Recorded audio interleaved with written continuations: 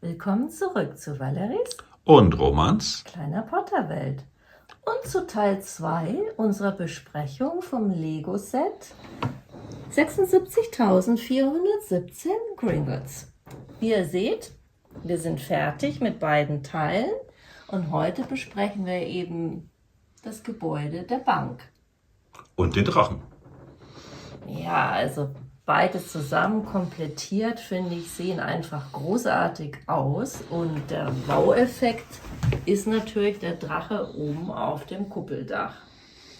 Und das ganze Set hat also, ich habe vorhin gemessen, eine stolze Höhe von 84 Zentimetern, also mit dem Drachen drauf. Also das wird uns schon vor Probleme stellen, das in unsere Vitrine zu bekommen. Aber das werden wir später sehen. Sehr gut. Ja, dann würde ich doch sagen, wir machen vorher noch die Figur. Also die haben wir natürlich inzwischen auch alle ausgepackt. Wir haben also 13 Minifiguren. Die beiden hatten wir ja schon. Klein Harry, Groß Harry, dann Hermine als Bellatrix und Ron als Dragomir. Dann haben wir Hagrid, wir haben Griphook, den wir ja schon aus verschiedenen Sets kennen. Und dann haben wir insgesamt sind es 5 Kobolde, die, finde ich, sehr individuell gestaltet sind durch unterschiedliche Haarteile. Man kann sie an den Augenbrauen, Form und Farbe sind unterschiedlich. Oder einer hat zum Beispiel eine Brille oder an den Klamotten. Also sie sind sehr individuell gestaltet. Das finde ich wirklich einen großen Pluspunkt. Und auch hier diese Armschoner finde ich ganz klasse. Gut, dann haben wir einen Todesser und wir haben noch 2 Wächter der Bank. Ich glaube, der eine ist gar ein weiblicher Wächter, wenn ich es richtig sage. Ehrlich, das ist mir noch gar nicht... Nun ja, vielleicht.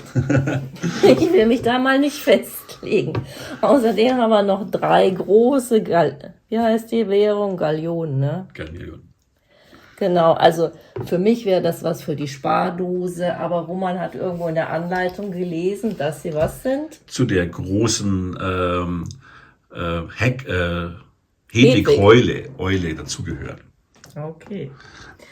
Gut, dann heben wir mal das Set herunter, die Bank, und ja, das ist ganz schön schwer, das Bankgebäude. Ich habe mich mal zum Spaß hier auf die Waage gestellt und das Ding hat über 2 Kilo. Also nicht ohne. Deswegen haben wir wirklich diesen stabilen Unterbau dringend nötig. Ja, wir fangen vielleicht zunächst mit diesem winzigen Haus an, der Magical Menagerie, wo Hermine ihre Katze Krummbein gekauft hat. Also kleiner geht's kaum. Also es gibt eine Tür hier in dem kleinen Durchgang, die man auch öffnen kann, dass sie eigentlich an der gegenüberliegenden Wand anschlägt. Und zum Reingucken müssen wir hinten diese Platte wegmachen. Und was sehen wir da? Eine Kasse, ein Ei einer Aschwinderin und eine rosa Bürste. Und hier wird erklärt, wofür wir die brauchen, um die Fangzähne zu putzen. Von Spinnen. Ja, und anderem Getier würde ich auch sagen, ne? Und was geht noch? Und oben drüber wird es noch kleiner. Da liegen eigentlich nur ein paar Zeitungen drin rum und eine Fledermaus haust da in diesem Dachboden. Also das schreit nach einer größeren Ausprägung dieses Hauses mal zu bauen irgendwann. Aber immerhin, wir kriegen eine Riesenbank und ein Mini-Haus. Ja, also Tiniest House in Diagon Alley. Also und erinnert mich sehr stark an unseren Urlaub in Wales, wo wir nämlich das kleinste Haus in Großbritannien gesehen haben. Das Bild seht ihr oben rechts. Das war wirklich kaum größer. Und es gibt hier hinten noch so ein schräges Fenster. Hier, das muss ich mal beleuchten. Ja, da musst du mal mit dem Handy hinleuchten. Das ist gar nicht so einfach. Es ist ein wirklich Fokus will er nicht. Schräges Fenster eingebaut, was eigentlich ganz witzig ist, aber durch diese Enge einfach kaum sichtbar ist. Da muss man wirklich mit Leuchte hingehen, weil eben hinten das verbaut ist. Ist also nur ein Fake-Fenster eigentlich, der Durchgang genau. darüber. Gut, gehen wir einfach zu dem prachtvollen Bankgebäude über und ich würde sagen, wir tun uns von Stockwerk zu Stockwerk voranarbeiten und in diesem Fall starten wir mal mit dem Dachgeschoss, hier mit der Dachkuppel. Den Drachen haben wir schon abgenommen, damit es einfacher geht. Hoppala, ist mir schon wieder runtergefallen. Eine kleine Fliese, Okay. die da eigentlich drauf gehört. Also was sehen wir? Ein Pult und einen Goldbarren und ein bisschen Schreibzeug, Geld genau. und zwei Kreidetafeln, auf denen durchaus was so Interessantes zu entdecken ist. Nämlich, Roman, Da sind 4-mal römische Ziffern drauf und das Handbuch fragt einen, was das eigentlich ist. Man soll in den Lego-Archiven suchen. genau, Und das, wir haben gesucht, das ist ja die erste Ziffer, ist die 4714. das ist das allererste Miniset aus der noch gelben 2001er Phase, wo eben Gringotts mit ein ganz Stückchen Eisenbahn dabei war. Das zweite, Ist die Nummer 10.217. das ist das klassische Diagon Alley mit Was dieser wir hier haben. mittelgroßen Gringotts, das wir dann nachher auch zum Vergleich hernehmen können. Das dritte ist eine gut zu entziffernde Zahl. Die ist die 40.289.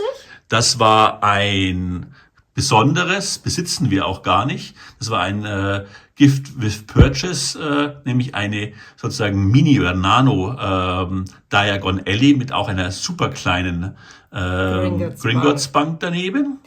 Ja, und jetzt wird's wirklich spannend, weil die vierte Zahl, die hat uns echt Kopfzerbrechen gemacht. Wir haben eigentlich gedacht, das bezieht sich hier auf unser neuestes Set, Glaub ich weil immer noch. hinten die 417 einfach stimmt.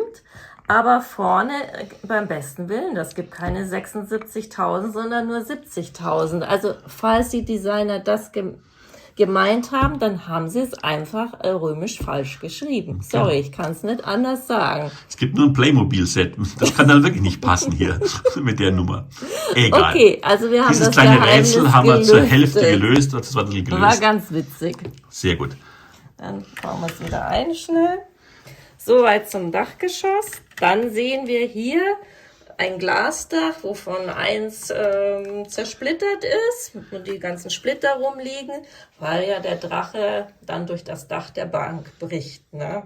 Weil das Fenster Zu klein ist für diesen Riesendrachen. Da Ne? wäre mehr kaputt als bloß das kleine Fenster. Das ist Genau. richtig. Dann kann man das Dach auch rausbauen, oder? Das kann man rausschieben. Genau. Dann dreh doch mal die Bank auch um. Und jetzt drehen wir um, genau. Dann schauen wir mal, was es im Obergeschoss gibt. Da gibt es eine kleine Arbeitsnische für, ich denke mal, den Oberkobold der Bank. Genau, mit einem geheimen Brieffach da oben noch. Ja, das ist ganz witzig. Das ist ein Tresor nämlich.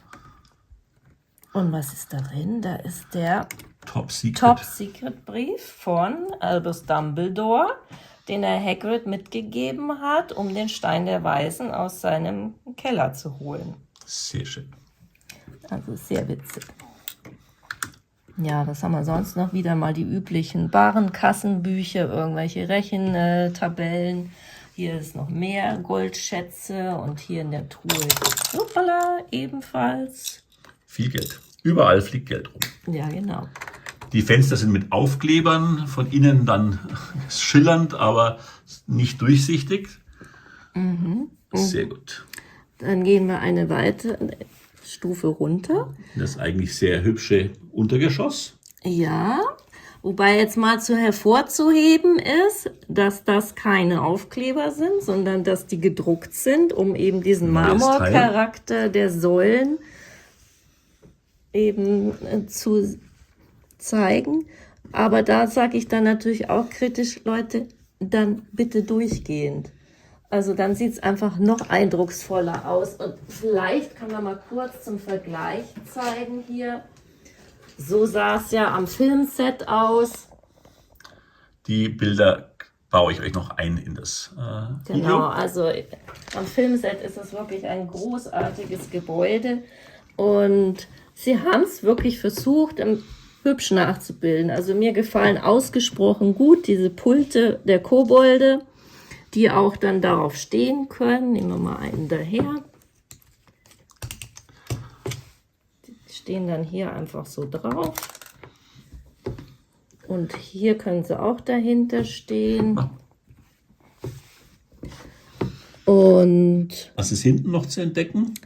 ja, wir haben diesen Kronleuchter, wo ich jetzt für mich sage, warum ist der da hinten und nicht zentral? Also ich hätte mir erwartet, dass ich vielleicht hier darüber hängt und so. Also vielleicht auch größer, also da gibt es und noch andere ein Entwürfe, die bisschen hübscher sind. prachtvoller, einfach würde ich auch sagen.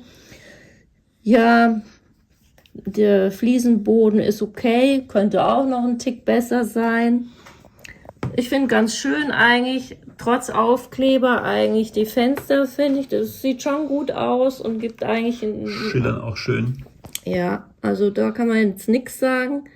Und ein weiterer Kritikpunkt ist natürlich das Eingangsportal. Wir drehen es nochmal um. Genau, schon mal die Außenfront. Ja, machen wir erst mit dem Portal weiter. Also, liebe Leute, absolut einfach und Plastiktür. gar nichts dabei. Und dann drehen wir hier, tu mal bitte hinleuchten, wir haben hier eine Fake-Tür mit einem prachtvollen Aufkleber. Die Tür kann man nicht öffnen, gibt auch keinen Griff. Wir haben ja gerade gesehen, es sind die Fenster dahinter. Ne? Also das erschließt sich mir auch nicht wirklich. Aber sei es drum. Also, nächster Punkt, Kritik. Der schlimmste eigentlich. Die Aufkleber, also Gringotts Bank auf 2 Aufkleber verteilt. Und man sieht es ja auch hier auf dem Karton.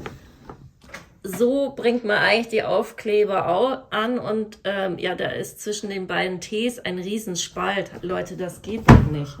Das geht überhaupt nicht. Also deswegen habe ich versucht, es so eng wie möglich zu setzen. Noch besser wäre, wenn man dann ein bisschen abschneidet. Das habe ich dann hinterher auch gemerkt, aber jetzt mag ich nicht mehr dran rummurksen. Also auf der Entfernung sieht es okay aus, nur wenn man so nah rangeht, sieht man die kleine Überlappung. Also das sind so wirklich Kritikpunkte, wo ich auch sage, bei dem Preis hätte das schon sein dürfen, oder? Genau. Selbst bei der alten Bank, ich vergleiche es gerade nochmal, ist dieses Aufkleberproblem besser gelöst gewesen. Also das geht schon.